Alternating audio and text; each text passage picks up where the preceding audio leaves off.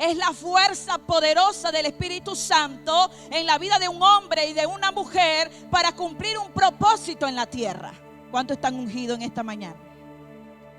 Esa es la unción. Es el poder, es la fuerza, el poder del Espíritu Santo que se viene a la vida de un hombre y de una mujer para cumplir el propósito de Dios en la tierra. Yo creo que aquí hay muchos ungidos. Y cuando yo hablo de la unción, tengo que hablarte de la persona más importante de la tierra.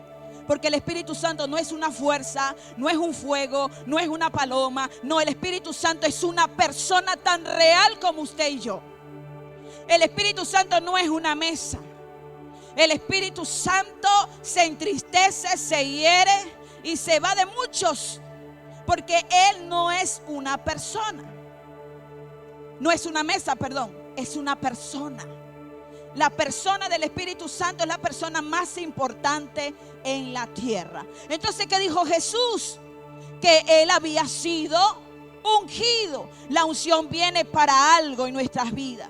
No es solamente una herramienta de empoderamiento para alguien, sino que es también un arma poderosa de liberación. El Señor me decía que muchos van a ser libertados en la mañana de hoy. Porque no es solamente para yo empoderarme y yo decir ando ungida, ando ungida, ando ungido, soy el ungido de Jehová. Dios nos libre. Yo decía el jueves, voy a cargar una aguja por ahí. Si usted se esponja, yo les picho. Porque el que liberta es el Espíritu Santo. El que sana es el Espíritu Santo. El que ministra es el Espíritu Santo. El que liberta es el Espíritu Santo. Usted y yo solamente somos administradores del reino, instrumentos de Dios para la gloria suya, no para la gloria nuestra. Gente que le hace daño, que le digan líder, le hace daño. Se creen los ungidos, el más superpoderoso. No, aquí el poderoso se llama Jehová de los ejércitos. Entonces la unción viene para algo. No es solamente una herramienta, es una fuerza poderosa, es una bendición de Dios, es una herramienta, pero para algo. Dile que está a tu lado, para el avance del reino. Ahora,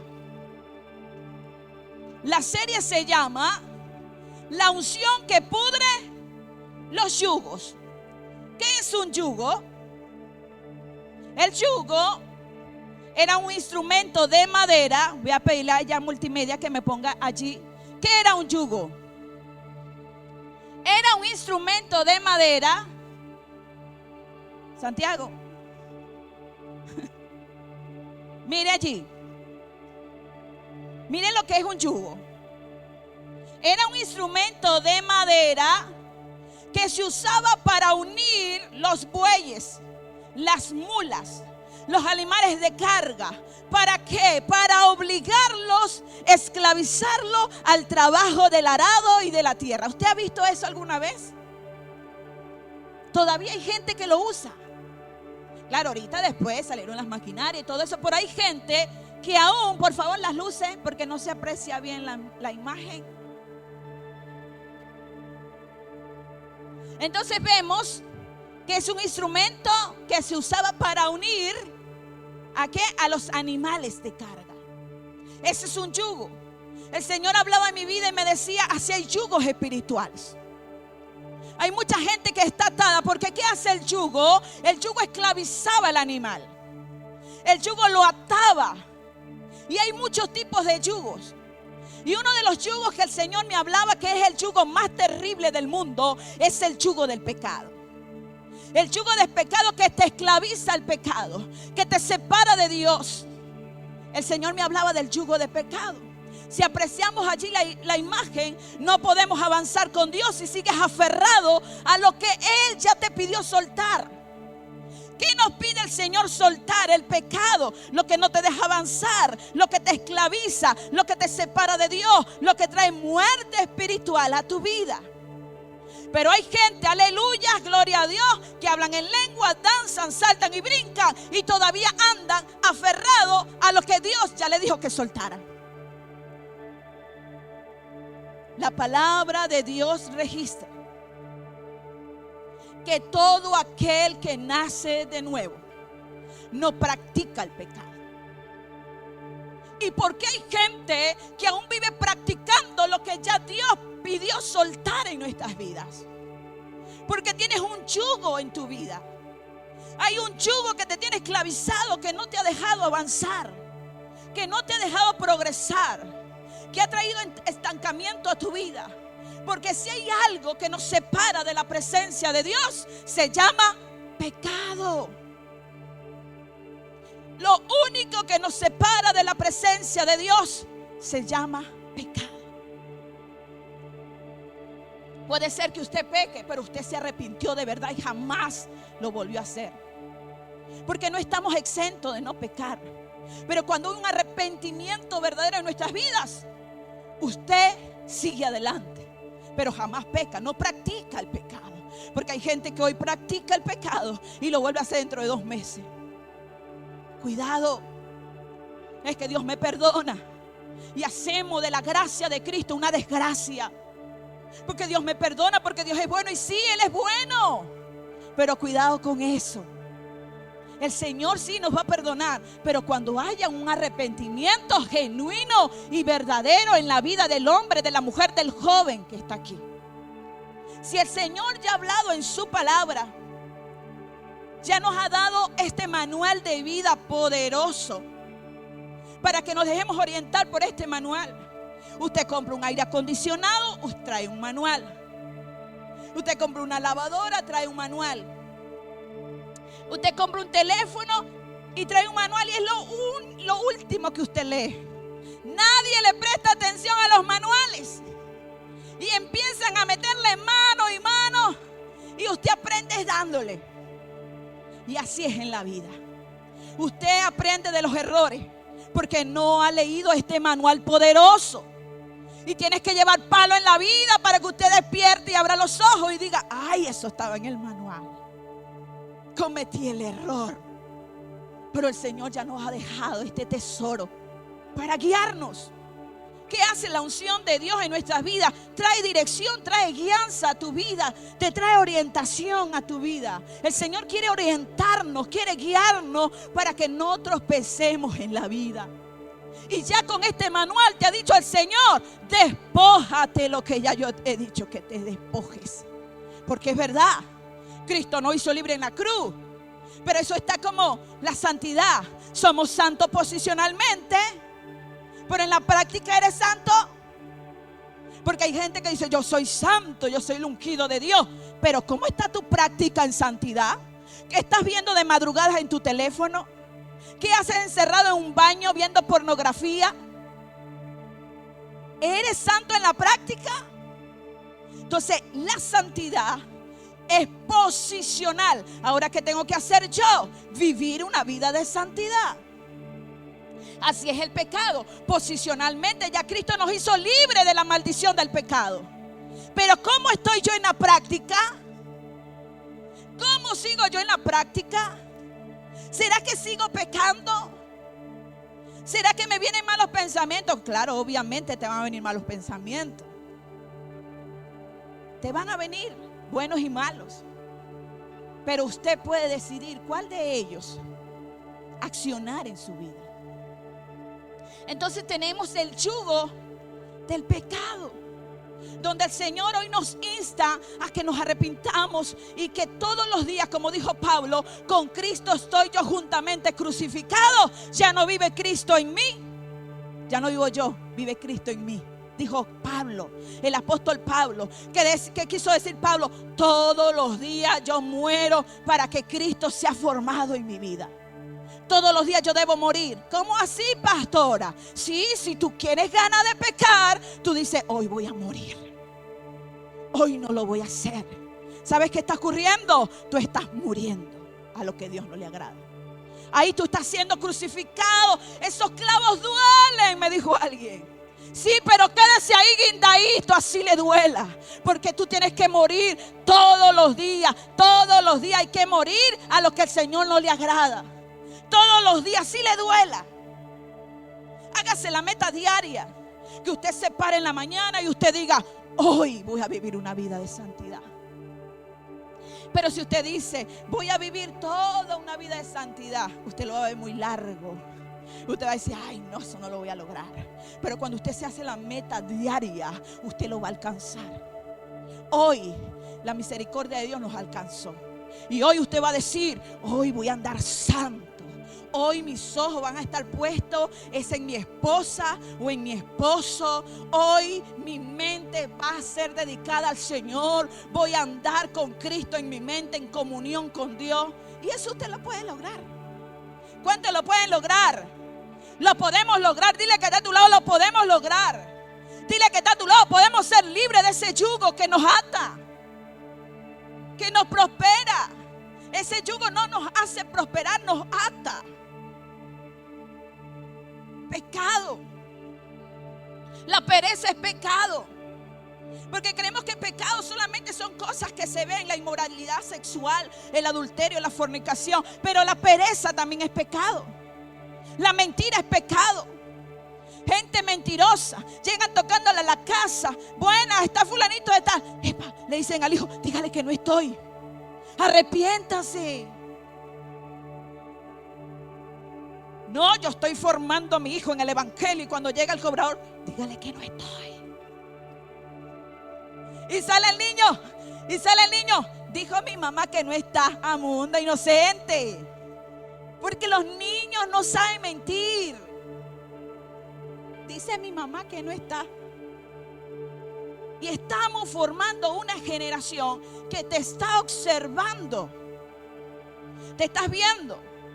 Cuando quitas prestado y no paga, eso es pecado. A esa no le gustó, ¿verdad?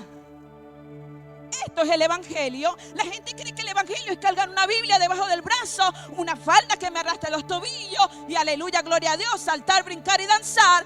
Ese es el evangelio.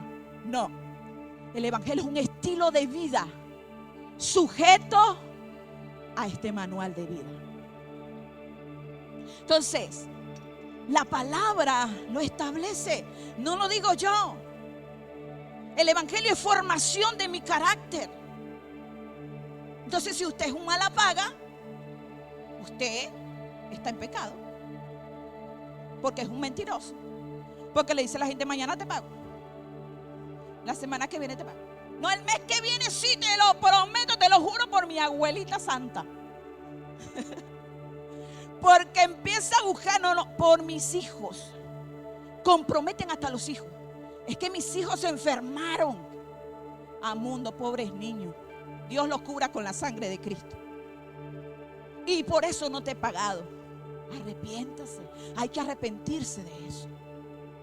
Porque vemos los pecados que se ven, pero los que no se ven,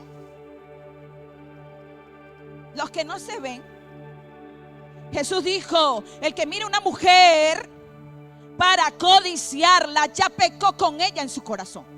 ¿Se acostó con ella? Mi pregunta es, ¿se acostó con la mujer, sí o no? No, pero la miró con codicia. Entonces ya pecó. Entonces juzgamos el pecado que se ve y el que está dentro. ¿Qué hacemos con el que está dentro? Dile que está a tu lado, arrepentirnos. Entonces ese es un yugo. Dios quiere libertarte de ese yugo. El yugo del pecado, pero tenemos otros yugos en la vida del hombre y de la mujer. Tenemos el yugo de la opresión. Santiago, despiértate, Santiago. El yugo de la opresión. ¿Cuál es ese yugo de la opresión? Ese yugo de la opresión, sea mental, emocional, físico, que te mantiene oprimido. Mira este hombre, agobiado, decepcionado, preocupado, atemorizado. Ese es un yugo. El campo de batalla de un cristiano es la mente. Es la mente. Gente que no ha podido dormir pensando lo que los rodea, pensando en los hijos, pensando en lo que dijo el vecino, pensando que mañana no hay dinero, pensando en los muchachos, pensando en que tiene deudas, pensando. Esa es una opresión mental, física, mental, emocional. No duermes, no tienes paz. Y el Señor quiere libertarnos de ese yugo. Que te duele la espalda, dice, ese es un cáncer, ese es un yugo. El diablo, la palabra registra que Satanás es el padre de la mentira. El padre, ¿se imagina? Él nunca te va a hablar la verdad. Él siempre te va a hablar cosas que no existen y cosas irreales que no están pasando. Entonces te da un dolor de estómago, y si me voy al médico y me sale cáncer, y si voy al médico y es que ya yo me estoy muriendo y ni me había dado cuenta. Y empiezan esos pensamientos en tu mente y tú empiezas a alimentarlos y hasta lloras porque te vas a tu velorio. Tus hijos los voy a dejar solos. Ay, Dios mío, Padre, dame la oportunidad. Y el médico ni te ha dicho nada. A lo mejor está lleno de gases, te cayó mala comida. Pero Satanás es un padre de mentira que trabaja en tu mente, en tus pensamientos para oprimirte. Entonces pasas toda la noche pensando en la enfermedad. Y cuando tú piensas tanto en eso y abrazas ese pensamiento, empiezas a sentir los síntomas. Y te metes por internet, síntomas de cáncer. ¡Ay, lo tengo! ¿Por qué? ¿Por qué? Porque le abriste una puerta a un pensamiento. Y ese pensamiento es como la fe negativa. ¿Sabe que eso existe? Usted atrae lo malo porque tienes una fe negativa. Esa es una fe. Empiezas a tener fe en aquello y empiezas a sentir los síntomas. Y empiezas esa lucha en tu mente, en tu pensamiento. No empiezas a dormir, se te quita el hambre, te empiezas a poner flaco. Ese es un yugo. Un yugo que te esclaviza, que te llena de temor. Dios mío, y me voy a morir, y andas temeroso. El yugo de que un pensamiento de desastre. Mis hijos van a tener un accidente. Mi esposo va a tener un accidente. Nos van a robar. Nos van a hacer. Y vives todo el tiempo pensando en lo malo. Espíritu de desastre que te tienen esclavizado a un pensamiento que es irreal, que no existe. Eso no existe. Eso es irreal. Usted tiene que creer en lo que dice el libro de la vida. Usted tiene que creer lo que dice este libro poderoso. Y este libro poderoso dice que los pensamientos de Dios son de bien para ti, no de mal. Eso es lo que declara este libro de la vida. El libro poderoso dice que los pensamientos de Dios son de bien para mí, para ti. Dios no te está mandando una maldición para castigarte, para que se pongan los palitos. No. Ese es otro tema. Sobre el quebrantamiento. Que Dios permite cosas en nuestras vidas para despertarte, para hacerte crecer y avanzar, pero no para matarte. Pero no me voy a meter con ese tema. Estamos en el yugo. Estamos con los yugos. Entonces ese es un yugo que te oprime, que te mantiene ahí atemorizado. No, usted va a romper con ese yugo hoy. Usted va a ser libre de ese yugo hoy. Dios te llamó a libertad, no a vivir esclavizado a algo que es irreal y que no existe. Usted tiene que renunciar a eso y ser libre en esta mañana. Entonces la opresión es terrible. Siempre pongo este ejemplo. Es como el aeropuerto. En el aeropuerto existe algo que se llama la torre de control. La torre de control autoriza qué avión puede aterrizar. Él es el que autoriza. Y yo siempre pongo el ejemplo que nuestra mente es como la torre de control. No podemos evitar, en un aeropuerto aterrizan todo tipo de aviones, avionetas, helicópteros, pero la torre de control es quien autoriza quién va a aterrizar. Así es nuestra mente. Así es nuestro pensamiento. Usted va a tener todo tipo de pensamientos, buenos, malos, terribles. Imagínese si Dios publicara sus pensamientos en una pantalla más grande de la que está en Hipersol, pero gigante. ¡Qué vergüenza! Usted va a decir en ese momento: trágame tierra. Y empiece a pasar el Señor todos los pensamientos de cada uno. Usted va a decir: Señor, yo no quiero existir. Entonces los pensamientos van a venir buenos y malos. Me hace recordar a un hombre. Mi esposo y yo tenemos varios libros de él, poderoso. Mike Monroe. No sé si usted alguna vez ha leído de él, un apóstol. Él murió. El apóstol Mike Monroe iba aterrizando en un aeropuerto. Y cuando iba aterrizando, la torre de control manda un mensaje y le dice al piloto del avión que no puede aterrizar. Al capitán le dijo: no pueden aterrizar. Hay muchos vientos. Y si ustedes aterrizan con esto, ustedes van a ser destruidos. ¿Y qué dijo el apóstol? Todo esto quedó grabado en la caja negra que le dice: no, yo necesito aterrizar. Yo necesito aterrizar. Y andaba él, su equipo y toda su familia. Aterriza. Y el hombre aterrizó. Y no se salvó nadie. Pero nadie, cuando yo digo nadie, es nadie. ¿Por qué? Había una autorización. No aterrizar. Así es nuestra voluntad, nuestra mente. El Señor nos ha dado una voluntad de decidir. Yo decido qué pensamiento elijo, qué pensamiento darle vida o qué pensamiento reprender de mi vida. Yo decido.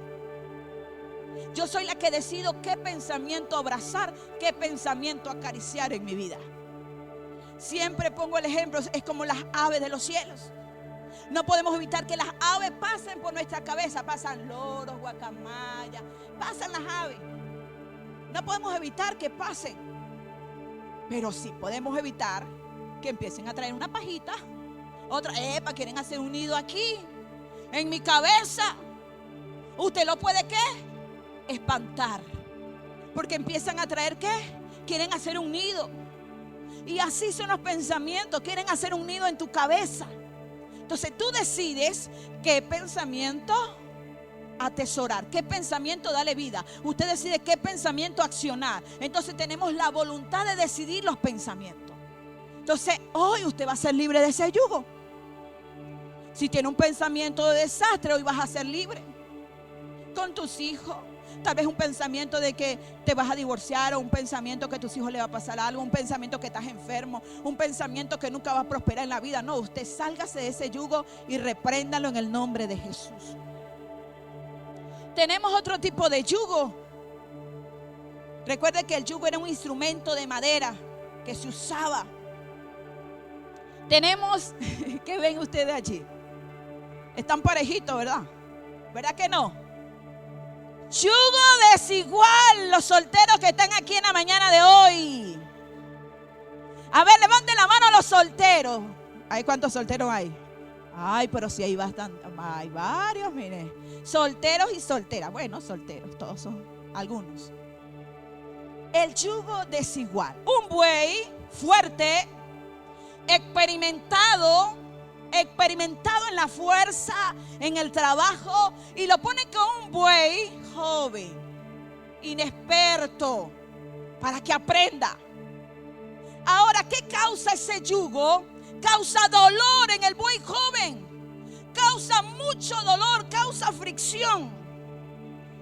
Y así pasa cuando tú decides tener una relación con alguien que es contraria a tu fe.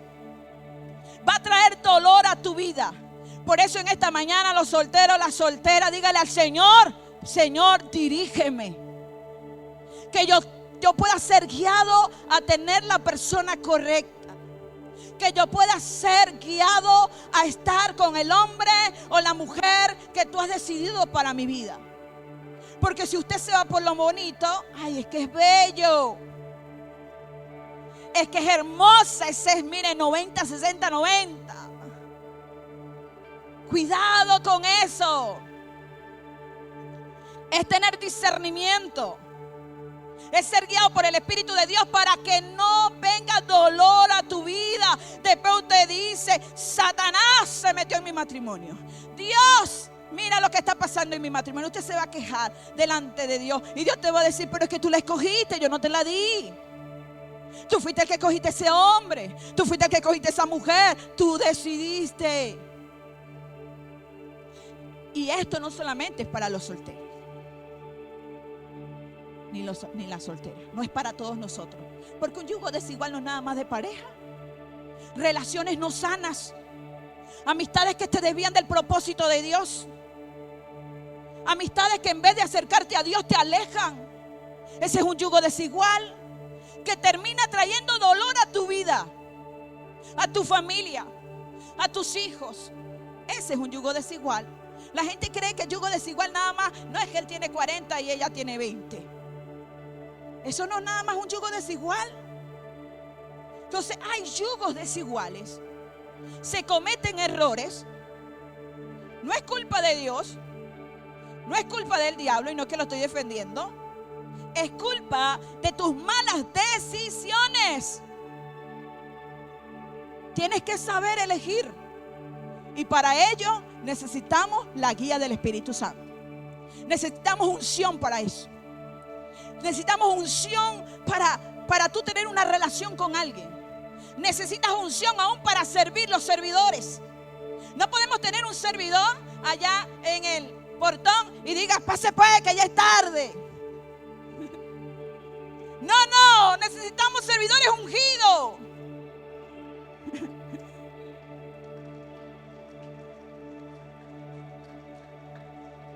Servidores que digan: hijo de Dios, Dios te va a dar una palabra en este día. No vas a salir igual de la iglesia, vas a salir transformado de parte de Dios. No con cara de limón se paran ahí. No. Tiene que haber una sonrisa, una amabilidad, un amor. Hasta para ello necesitamos. Para el servicio necesitamos unción. Que los servidores andan ungidos, dándole palabra a la gente, ministrándole con una sonrisa, una amabilidad. ¿Sabe que eso ministra? Que tú llegues y te digan: bienvenido a la casa de Dios. Hoy Dios te va a dar una palabra. Ya uno ya está recibiendo desde que llegó. Poderoso. Entonces, el yugo ¿de qué? Desigual. Un yugo desigual. El Señor no quiere que tengamos yugos desiguales. El Señor quiere que usted esté parejo. Pero para eso necesitamos la unción. ¿Cuántos andan ungidos? ¿Cuántos andan ungidos? Tenemos otro yugo. Y es el yugo de la influencia, de las maldiciones generacionales. Cristianos que han dicho: ya no puedo más. Y sienten que han fallado tanto. Y se sienten fracasados en la vida. Se sienten cansados. Sienten que ya no pueden más. Y es un yugo de la opresión satánica. Un yugo de maldiciones generacionales en tu vida. ¿Qué hace la opresión? No te deja avanzar. No hay un avance. No hay una conquista. Pasan los años y sigue siendo el mismo. Pasan 5 años, 6 años, no has alcanzado nada. Y tú dices: ¿qué pasa en mi vida? Y trabajo y me esfuerzo. El apóstol decía hace un rato: tanto trabajar y no tengo nada. La música, ¿se recuerda? Y así hay gente. Trabajan. Y no solamente no ven avance en la finanza, sino también en la vida espiritual. En la vida familiar. Hay un estancamiento. ¿Qué pasa allí? Hay una pobreza. El yugo de la pobreza. Eso se tiene que romper en el nombre de Jesús. La palabra dice, 3 de Juan verso 2. Le dijo un amigo, un deseo de un amigo a otro amigo. Y el deseo fue: yo deseo que tú seas prosperado y que tengas salud, así como prospera tu alma. Si ese es un deseo que quedó plasmado, de un amigo a otro amigo llamado Gallo, si ese fue un deseo que quedó plasmado, ¿cuánto más no es el deseo de nuestro Padre eterno? El deseo del Padre eterno es que tú seas prosperado, bendecido en todas las áreas, no en alguna, en todas. Familiar, económica, emocional, financiera, en la salud. Ese es el deseo de nuestro Padre, porque nuestro Padre es bueno. Es bueno, nos ama con amor eterno. Y ese es el deseo de nuestro Padre. Entonces, ¿qué hace esta influencia? Nos estanca, no hay progreso, hay un estancamiento espiritual, hay un estancamiento secular. No hay un avance. Miren, puede ser que todos pasemos por una etapa de nuestras vidas donde de verdad que las vimos fuertes. Yo la he pasado. Yo la he vivido con mi esposo. Pero 20 años en lo mismo no puede ser. Algo está pasando. 10 años en lo mismo no puede ser. Ahí está operando una maldición, una influencia satánica. Porque hay maldiciones generacionales, yugos generacionales que te alcanza. Pero si hasta que usted no se levante y se ponga bravo con el diablo y lo reprenda, usted va a seguir lidiando con esa maldición de sus antepasados, de sus padres, sus madres, sus abuelitas, sus antepasados. Maldiciones generacionales que nos vienen a arropar a nuestras vidas.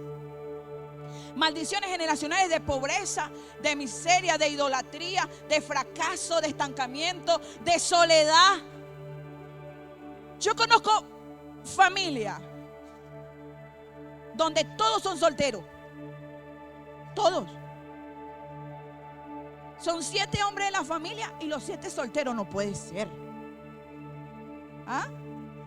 Eso no es casualidad. No digo uno, ¿verdad? 2. Pasable. Pero los 7. Ahí está operando un yugo, una maldición. Ninguno se casaron. Y todos se quedaron viviendo con sus padres. Esa es una maldición. Porque la bendición de Dios es que usted tenga familia, hijos, prospere, avance y continúe en el reino de Dios. Esa es la voluntad del Padre. Familia no solamente donde todos son solteros. Familia donde la abuela murió de cáncer, la hija murió de cáncer, la bisnieta murió de cáncer y esta murió. Epa, esa es una maldición. Maldiciones de que, ¿quién tenía? Usted no ve cuando usted va a un médico, el médico le dice, esto es herencia. No, no, no. En el mundo espiritual es maldición. ¿Quién de su familia tenía asma? Le dicen a uno. ¿Quién de su familia sufría de la tensión? ¿Quién de su familia le dio cáncer? Ah, eso es herencia lo que usted tiene. Ahí lo que te está diciendo, esa es una maldición que tú tienes. Eso es lo que te está diciendo el médico. Pero hasta que usted se levante y rompa con ese yugo en su vida, ese yugo se tiene que ir de su vida. La pobreza se tiene que ir. La miseria se tiene que ir. Los yugos se tienen que ir. El Señor me decía que hoy es una mañana de liberación para muchos de los que estamos en este lugar. Porque hoy tenemos que reprender y echar fuera esos espíritus inmundos de nuestras vidas. El Señor nos llamó a estar bien, no a vivir atemorizado, angustiado, cargando ese yugo. Los años usted cargando ese yugo, no, libérese hoy en el nombre de Jesús. Entonces, ¿qué causa este yugo? Estancamiento. Pobreza en todas las áreas. Pobreza en todas las áreas. Ahora, el Señor me hablaba mucho de la pobreza. Porque como le decía hace un momento, puede ser que en alguna etapa de nuestras vidas hayamos sufrido escasez. Yo llegué a los pies del Cristo cuando salí de mi casa. En mi casa yo tenía mi juego de cuarto con mis hermanas, estaba todo chévere, mi papá, el proveedor. Pero cuando me casé con mi esposo, ay Dios mío, empezó la escasez en mi vida. Y yo cuando ¿dónde vamos a dormir? En el suelo. Y la cama, es que yo no tengo cama. Ay, pero usted lo fuera visto vestido. No, ese tiene mucha plata, pura ropa original. Levi's originales, Adidas originales. y no tenía cama donde dormir. Y la cocina, ¿dónde vamos a cocinar? Ahí en ese reverbero de una hornilla. Ay, sí. Entonces teníamos que tener ropa sucia, juro, y la poníamos así, esa era nuestra cama. Y así comenzamos, sin casa, sin cama, sin cocina. Pero ya pasó el tiempo.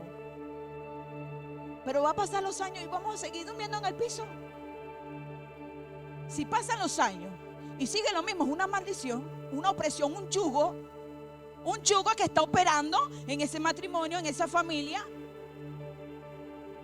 Entonces pasaron los años, comenzamos a servir al Señor, sirviendo, teniendo, no teniendo, porque la gente si no tiene no va. Amanecí sin comida, hoy no voy a la iglesia. Con más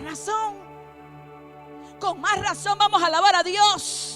Teniendo y no teniendo, Job lo había perdido todo: casa, comida, esposa, hijos, bueyes, todo. ¿Y qué dijo Jehová? Aunque él me matare, en él esperaré, en Jehová esperaré. ¿Cuánto esperan en Jehová? Habacuc: aunque la higuera no florezca, aunque en los vides no haya fruto, ¿qué dijo? En Jehová me gozaré. Pero la gente no se quiere gozar. No amanecí sin gas. ¿Y qué tiene que ver el gas con la iglesia? Por el amor de Dios, congréguese. Es que no tengo pasaje, pida la cola. Mi esposo y yo éramos expertos en pedir la cola. Señor, nos lleva. Menos mal que en aquel entonces no teníamos hijos. Y pedíamos la cola, y la cola, y la cola, y nos íbamos en cola, y nos veníamos en cola. Y el Señor ve tu fidelidad. Queremos ser fiel a Dios en lo mucho, en lo poco no. No, en lo poco y en lo mucho. Hay otros que pasan al revés. Son fieles cuando no tienen nada ahí están fieles a Dios. Y cuando Dios los prospera, chao pescado, que no te conozco, no tengo tiempo para Dios. Yo conozco gente que llegaron sin nada. Dios los prosperó, Dios los bendijo, Dios le dio negocio. Y después me dijeron: pastora, no tengo tiempo para servir a Dios. Tenemos que ser fiel a Dios en todo tiempo. Como dijo David, en todo tiempo alabaré al Señor. En todo tiempo. Tu hijo está enfermo, tráelo a la clínica de Jehová. Pastora, mi hijo está enfermo, por eso no fui a la iglesia. Aquí está el sanador. Tráelo a la clínica de Jehová. No fui a la iglesia porque me dolía la cabeza. En tu casa se te iba a quitar. Aquí se te va a quitar, chica, vente. No se me quita, tómese una pastilla. No tengo problema con eso. Tómasela, pero véngase. Véngase a alabar al Señor. Y aquí el Señor te va a sanar, te va a restaurar. Vemos en la escritura una mujer encorvada, 18 años. Usted se puede imaginar 18 años esta mujer caminando así encorvada. Ay, Dios mío, Dios tenga misericordia. 18 años. Pero esta mujer dice la palabra que estaba ¿dónde? En la sinagoga. Estaba en la iglesia y llamó la atención de Jesús. Y cuando Jesús la vio, ¿qué hizo Jesús? ¿Qué hizo Jesús? La sanó. Ella no dijo: no, ya me duele tanto de tanto caminar. No sé cuántos kilómetros le quedaba a la iglesia. No sé si era cerca, era lejos. La palabra no lo registra. Pero Jesús, cuando la vio, le dijo: se sana. Y así Dios ha hecho con muchos que han llegado enfermos. Aquí se sanan. Yo soy testigo de eso. Que he llegado con fuertes dolores de cabeza y entro a ese portón y desaparece por arte de magia. No, no es arte de magia, es el Espíritu Santo. Porque Él conoce tu corazón. Él conoce mi corazón. Él sabe que anhelo su presencia, que usted anhela su presencia, que usted anhela servir al Señor. Entonces tenemos ese yugo de pobreza. No puede ser posible que pasen los años y siguen siendo los mismos. No, reprenda eso. Pero el Señor me ministraba que a veces no es una maldición generacional. A veces pereza, que la gente no le gusta trabajar, la gente no quiere emprender, la gente no quiere aprender algo para emprender, y el Señor dice: no, así no puedo. La gente quiere que el Señor le toque la puerta de su casa. Soy yo el Señor, vengo a bendecirte. El Señor tiene el poder para hacerlo, pero Él no lo va a hacer. Mire, vengo a ver si usted tiene un currículo por ahí. No, eso no va a ocurrir así. Cuando el Señor ve tu esfuerzo, tu entrega, tu pasión, tu compromiso, que has emprendido algo y no te llega nadie, pero tú estás ahí creyendo la palabra, la unción va a fluir. El Cairo te va a llegar a tu casa, el Cairo te va a llegar a tu emprendimiento, el Cairo va a llegar a tu vida. Pero cuando tú eres persistente en algo. La gente quiere abrir hoy la Santa María, en 3 meses quieren hacerse ricos. Eso no es así. Eso no es así. Mi esposo y yo tuvimos un negocio y no llegaba nadie. Pero cuando le digo nadie, es nadie. Pero va a llegar. Pero va a llegar. Y abríamos y cerramos a la hora y no llegaba nadie. Pero un día llegó el Cairo de Dios a ese lugar. Y el Cairo fue tan grande, porque era una barbería, que tuvimos que hacer ticket para que nadie se peleara afuera, porque se hacían colas y colas y colas. El Cairo había descendido, porque el éxito para ser prosperado primeramente es Dios, pero también es tu constancia, tu persistencia, porque no es que tú en 3 meses vas a ser súper rico, no, tú tienes que ser constante y en cualquier momento ese Cairo va a descender. Y descendió. Y en ese Cairo compramos casa, compramos carro, compramos todo lo que puede tener una casa. No teníamos nada. Ahí, en ese momento, cuando fuimos persistentes, ya teníamos a Leonardo. Yo siempre digo, Leonardo es la historia y Carter nació en la gloria, pero leo en la historia. Y teníamos una cuna. Teníamos cuna, una cama, ya había una cama, ya no dormía en el suelo, ya había una cama, había una cuna, había un ventilador y una cocina de 2 hornillas, ya no era reverbero, no es que la cosa fue fluyendo. Una cocina de 2 hornillas. Y la gloria descendió tanto que nos tuvimos que mudar, porque la mitad, mire, era un espacio tan pequeñito, como de 4x4. La mitad era nuestra casa, un local alquilado, y la otra mitad el negocio gigante, inmenso que estaba en el corazón de Dios. Y cayó la gloria, ese yugo se pudrió en nuestras vidas, que tuvimos que mudarnos y dejarlo todo para la empresa que el Señor nos había dado. Nos mudamos a una casa, acondicionamos la casa, le pusimos aire a la casa, le pusimos todo a la casa y ahí estábamos viendo la gloria de Dios. Pero ese yugo de pobreza se pudrió. Ahí alguien dijo que cuando una cadena se rompe se puede mandar a soldar. ¿Verdad que sí? Se puede mandar a soldar. Pero cuando una cadena se pudre, no hay manera. Usted la manda a soldar y se la va a volver a pudrir, se la va a volver a reventar, porque está podrido. Y ese yugo de pobreza, de maldición en mi vida se pudrió. ¿Por qué se pudrió? A causa de la unción del Padre Eterno, del Espíritu Santo en nuestras vidas, en nuestra búsqueda, en nuestra entrega. La gente quiere ver la gloria de Dios, pero no quiere hacer nada para Dios. Porque hay gente que ven la gloria de Dios puramente en la finanza, pero ¿y lo demás? Dijo alguien, son tan pobres que lo que tienen es plata. Hay pobreza en todo. Porque cuando uno habla de pobreza, la gente cree nada más en plata, plata, plata. No, pobreza es muchas cosas. Emocional, espiritual, familiar. Entonces alguien dijo eso. Eran tan pobres que lo que tenían era plata. Pobreza en la salud, en todo. Pero ese yugo en mi vida se pudrió. ¿Sabe por qué? La palabra de Dios registra en el Filipenses 4:19. Dice la palabra: dice el Señor, ya no conocen la gracia de nuestro Señor Jesucristo, quien era rico y por causa de ustedes se hizo pobre, para que mediante sus palabras ustedes llegaran a hacerse ricos. Él se hizo pobre por ti y por mí, para que tú y yo fuésemos ricos. La gente se alarma cuando uno habla de que Dios prospera. Yo sí hablo de un Dios que prospera, porque mi Dios es próspero, porque yo soy hija y los hijos heredan. ¿Cuántos son hijos? Si usted es hijo, usted va a heredar las riquezas del Padre Eterno. Los hijos heredan. Hay gente, mientras más pobre, más mal vestido, más santo eres. Reprendo esa doctrina en el nombre de Jesús. Porque usted es un hijo de Dios. Usted tiene que vestirse como un hijo de Dios, caminar como un hijo de Dios, conducirse como un hijo de Dios.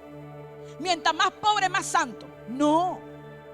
Mientras más pobre, más humilde. La humildad no tiene que ver nada con la ropa ni con la pobreza.